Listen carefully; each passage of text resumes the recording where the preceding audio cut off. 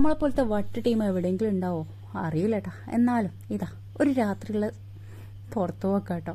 അത് നല്ല മഴയുണ്ട്. അങ്ങനെ നേരെ വിട്ടു ഇതാ ഇവിടത്തേക്കന്നെ. പിന്നെ നമ്മൾ ഒരു വണ്ടിയിലൊന്നല്ല കേട്ടോ ഇത്രയും പടകൾ പോയത്, 2 വണ്ടിയായിട്ടാട്ടോ പോയിട്ടുണ്ടായത്. ഇതാ ഇവരെ കൂട്ടിയിട്ടാട്ടോ നമ്മൾ വൈകുന്നേരം ആരോ ഭയങ്കര പടയായിരുന്നു, എവിടെയെങ്കിലും പോകണം. എവിടെ പോകാൻ ഈ മഴയത്ത്.